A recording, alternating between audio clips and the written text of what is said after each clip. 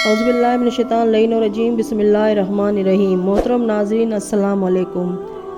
Be be Fatima Zahra سلام اللہ علیہا کی وفات اور شہادت۔ دنیا اسلام کی قدیم اور ابن قطبیہ کا بیان ہے کہ حضرت فاطمہ زہرا سلام اللہ علیہا حضرت سرور کائنات صلی اللہ علیہ وسلم کی وفات کے بعد صرف 75 دن زندہ رہ کر انتقال فرما گئی۔ علامہ بہانی کا جامع عباسی میں بیان ہے کہ 100 دن بعد انتقال ہوا ہے۔ آپ کی تاریخ وفات یوم یکشنبہ 3 جمادی الثانیہ 11 ہجری ہے۔ آپ کے واقعہ وفات کے متعلق حضرت ابن عباس صحابی رسول کا بیان ہے کہ جب جناب فاطمہ زہرا سلام اللہ علیہا کی وفات کا وقت قریب آیا تو نہ معصومہ کو بخار آیا اور نہ درد سر عارض ہوا، بلکہ آپ نے امام حسن مجتبی امام حسین علیہ السلام کے ہاتھ پکڑے اور دونوں کو لے کر قبر رسول صلی اللہ علیہ وآلہ وسلم پر گئیں اور قبر و منبر کے درمیان 2 رکعت نماز پڑھی۔ پھر دونوں کو اپنے سینے سے لگایا اور فرمایا، اے میرے بچوں، تم دونوں ایک ساتھ اپنے باپ کے پاس بیٹھو۔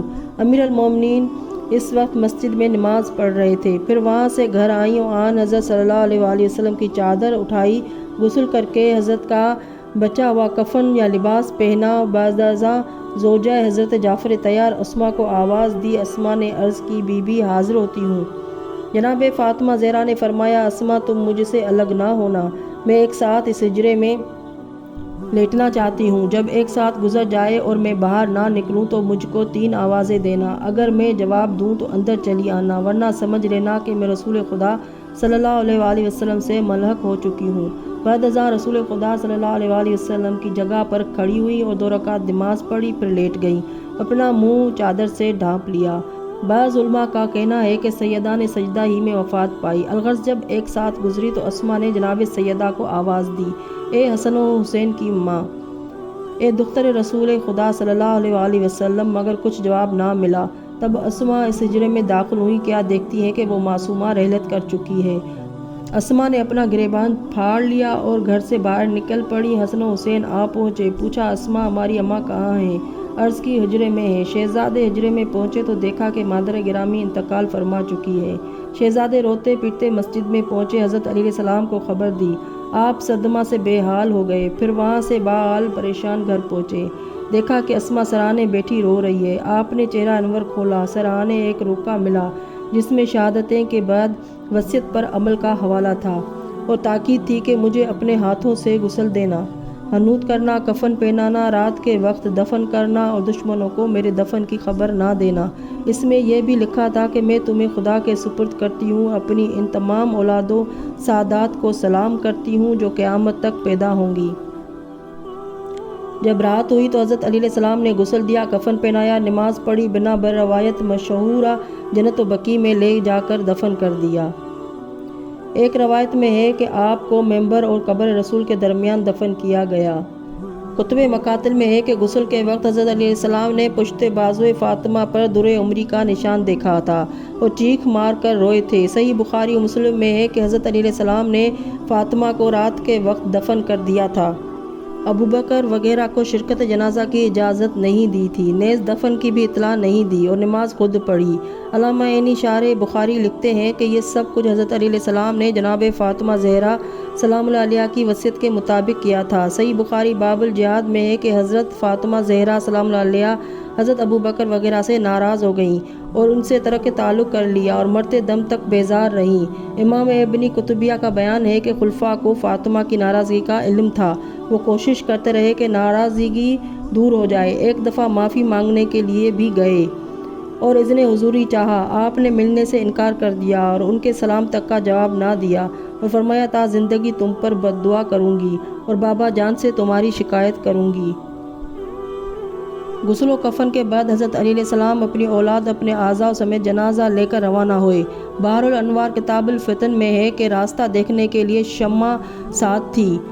حضرت زینب جو کافی کمسن تھی، سیاہ لباس میں لپٹی ہوئی اس سایہ میں چل رہی تھی جو شمع کی وجہ سے تابوت کے نیچے زمین پر پڑ رہا تھا۔ حضرت علی علیہ السلام جنت و بقیع میں پہنچے تو ایک سمت سے آواز آئی، خودی خدائی قبر نمودار ہوئی۔ حضرت علی علیہ السلام نے اسی قبر میں حضرت فاطمہ زہرا سلام اللہ علیہا کی لاش مطہر کو دفن کی اور اس طرح زمین برابر کر دی کہ نشان قبر معلوم نہ ہو سکا۔ کتاب منتب الاعمال شیخ العباسی قمی لکھتے ہیں کہ جب جناب سیدہ کی لاش قبر میں اتاری گئی تو رسول خدا صلی اللہ علیہ وآلہ وسلم کے ہاتھوں کی مانند 2 ہاتھ برآمد نمودار ہوئے اور انہوں نے جسم مطہر سیدہ کو سنبھال لیا۔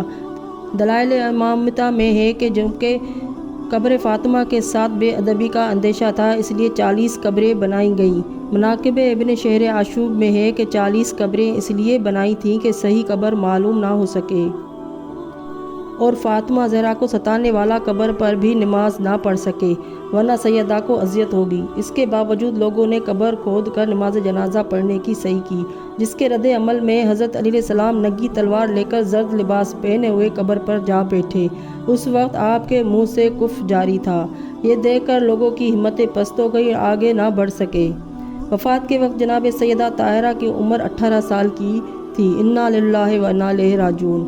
وفات رسول صلی اللہ علیہ وآلہ وسلم کے بعد جناب سیدہ کے ساتھ جو کچھ کیا گیا اس پر شمس العلماء ڈپٹی نذیر احمد LLD مترجم قرآن مجید نے اپنی کتاب رویہ صادقہ میں نہایت مفصل و مکمل تبصرہ فرمایا ہے، جس کی آخری جملے یہ ہیں: سخت افسوس ہے کہ اہل بیت نبوی کو پیغمبر خدا صلی اللہ علیہ وآلہ وسلم کی وفات کے بعد ہی ایسے نامعلوم اتفاقات پیش آئے کہ ان کا وہ ادب و لحاظ جو ہونا چاہیے تھا اس میں ضعف آ گیا اور شدہ منجر ہوا۔ اس ناقابل برداشت واقعہ کربلا کی طرف جس کی نظیر تاریخ میں نہیں ملتی، یہ ایسی نالائق حرکت مسلمانوں سے ہوئی ہے کہ اگر سچ پوچھو تو دنیا میں منہ دکھانے کے قابل نہ رہے۔ جیسا کہ اوپر گزرا ہے کہ حضرت فاطمہ زہرا سلام اللہ علیہا کے جائے دفن میں اختلاف ہے، کوئی جنت و بقیع، کوئی منبر و قبر و رسول کے درمیان، کوئی قبر اور گھر کے درمیان قبر بتاتا ہے۔ مشہور یہی ہے کہ جنت و بقیع میں آپ دفن ہوئی ہے، لیکن احمد بن محمد بن ابی نصر بن ابو الحسن حضرت امام رضا علیہ السلام سے روایت کرتے ہیں کہ وہ فرماتے ہیں کہ حضرت فاطمہ زہرا اپنے گھر میں مدفون ہوئی۔ جب بنی امیہ نے مسجد کی توسیع کی تو ان کی قبر روضہ رسول کے اندر آ گئی۔ اللہم صلی علی محمد و آل محمد۔